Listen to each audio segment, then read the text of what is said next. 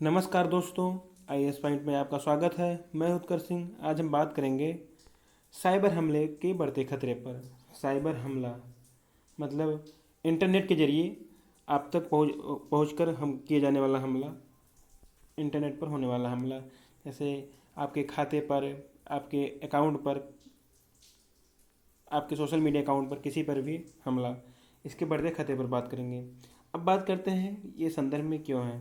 भारत सरकार ने राष्ट्रीय साइबर सुरक्षा समन्वय के दिशा निर्देशन में एक विशेषज्ञ समिति का गठन किया है, जिसका उद्देश्य चीन की सरकार से संबंधित उन चीनी प्रौद्योगिकी कंपनियों के संबंध में जानकारी एकत्र करना है जिन पर भारतीय नागरिकों और संगठनों की निगरानी करने का आरोप लगा है। भारत एकमात्र ऐसा देश नहीं है जो इस तरह के साइबर हमले के खतरे से चिंतित है। भारत कोई पहला देश नहीं है जो इस तरह के साइबर हमले से चिंतित है। भारतीय सरकार ने राष्ट्रीय साइबर सुरक्षा समन्वय के दिशा निर्देश में चीनी कंपनियों पर निगरानी रखने कहा है, जिससे वे साइबर हमले न कर सकें। हाल ही में संयुक्त राज्य अमेरिका के रक्षा विभाग डिपार्टमेंट ऑफ डिफेंस DoD ने लोगों और संगठनों की निजी गुप्त सूचनाओं को चोरी करने वाले मालवेयर वायरस स्लॉथफुल मीडिया की पहचान उजागर की है, जिसमें यह बताया गया है कि यह मालवेयर का प्रयोग भारत, कजाकिस्तान, किर्गिस्तान, मलेशिया, रूस और यूक्रेन में नागरिकों और संवेदनशील अच्छे प्रतिष्ठानों को लक्ष्य बनाकर साइबर हमले प्रारंभ करने के लिए किया जा रहा था। स्लॉथफुल मीडिया एक वायरस है जिसका भारत में, कजाकिस्तान में, किर्गिस्तान में, मलेशिया, रूस और यूक्रेन में नागरिकों पर और उसके बाद सैन्य संस्थानों पर साइबर हमले किए जा रहे थे।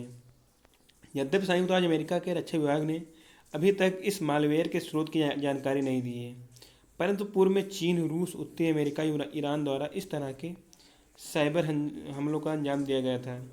इसका एक ताज़ा उदाहरण वर्ष 2016 में अमेरिकी राष्ट्रपति चुनाव को प्रभावित करने के रूप में देखा जा सकता है। 2016 में अमेरिकी राष्ट्रपति चुनाव में वहाँ के राष्ट्रपति ने, पहले के राष्ट्रपति ने और उसके बाद जो वहाँ के राष्ट्रपति नहीं हुए थे, उम्मीदवार थे, उन्होंने रूस की अमेरिका के चुनाव में दखलंदाजी की बात कही थी। मतलब व्लादिमीर पुतिन ने अमेरिका के चुनाव में दखलंदाजी दिया था साइबर हमले के जरिए, मतलब इंटरनेट अटैक के जरिए। अब बात करते हैं साइबर हमले से तात्पर्य पर। क्या है साइबर हमला? साइबर हमला वाक्यांश का प्रयोग आतंकवादी गतिविधियों में इंटरनेट के माध्यम से किए जाने वाले हमलों को संबोधित करने के लिए किया जाता है। मतलब आतंकवादी गतिविधियों को भौतिक रूप से न करके इंटरनेट के जरिए किया जाता है, जिससे वेबसाइटों को हैक किया जाता है, सैन्य संस्थानों और व्यक्तियों के अकाउंट को, बैंक अकाउंट को, सोशल मीडिया अकाउंट को, इन सबको हैक किया जाता है। इनमें कंप्यूटर वायरस जैसे साधनों के माध्यम से कंप्यूटर नेटवर्क में जानबूझकर बड़े पैमाने पर किया गया व्यवधान शामिल है, विशेष रूप से इंटरनेट से जुड़े किसी निजी कंप्यूटर में। साइबर हमले साइबर जगत में विरोधियों के बीच होने वाली एक रणनीतिक प्रतियोगिता है। इसके माध्यम से विभिन्न देश व्यापक स्तर पर अपने देश के नागरिकों व अन्य देशों के नागरिकों या रक्षा प्रतिष्ठानों की गोपनीय सूचनाएं एकत्र करने में सक्षम हो जाते हैं। प्रत्येक देश दूसरे देश पर साइबर हमला करता रहता है, वहाँ के नागरिकों में जानकारी चुराने के लिए और अपने नागरिकों की जानकारियाँ छुपाने के लिए।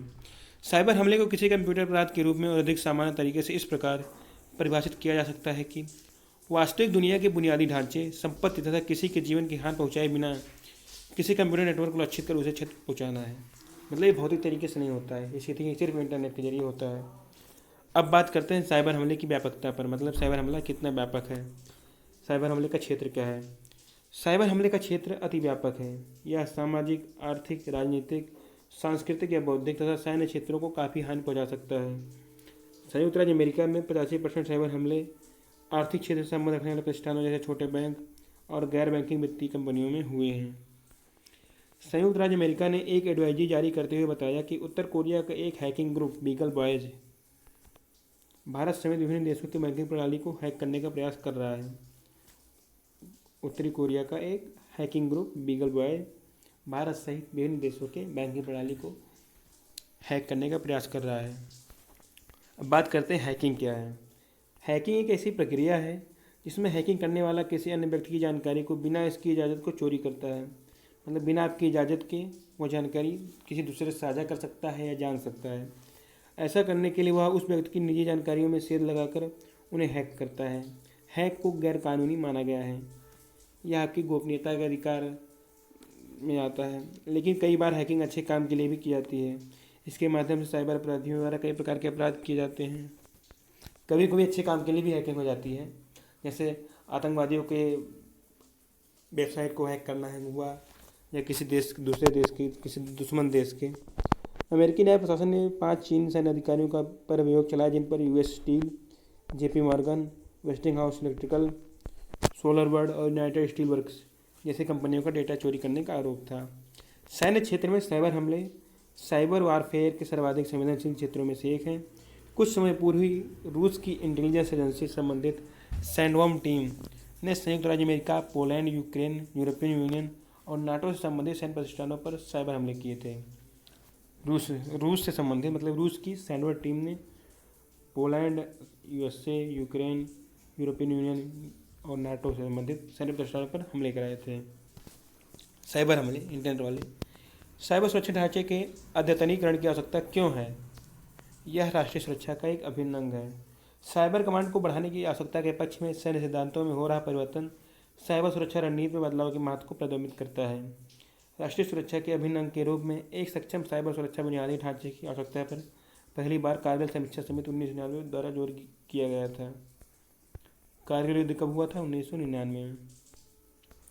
डिजिटल अर्थव्यवस्था का बड़ा महत्व।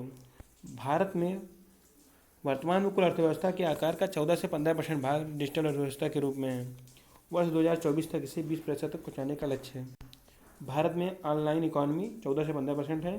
2024 तक इसे 20% तक लाना है। यह एक जटिल डोमेन है।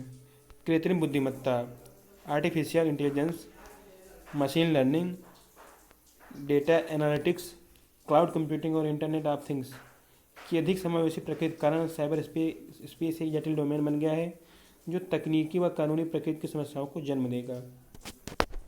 अब बात करते हैं डेटा संरक्षण की चुनौती पर। 21वीं सदी में डेटा मुद्रा के समान महत्वपूर्ण हो गया है। डेटा या जानकारी पैसे से भी ज़्यादा महत्वपूर्ण हो गया है।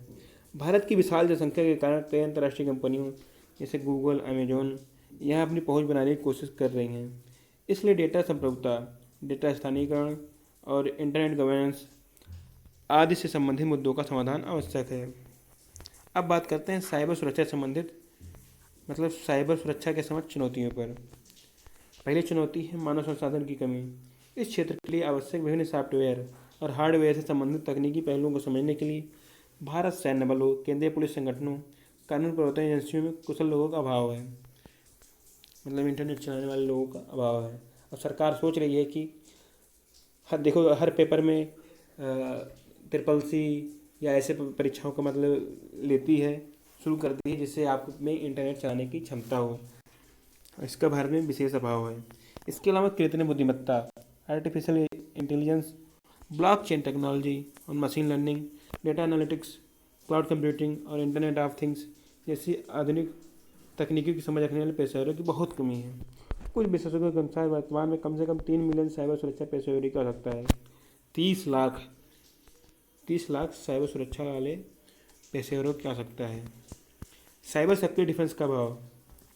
भारत में यूरोपीय संघ की तरह सामान्य डेटा संरक्षण विनियमन, general data protection regulation GDPR या अमेरिका के clarifying lawful overseas use of data अधिनियम की तरह सक्रिय साइबर डिफेंस का अभाव है।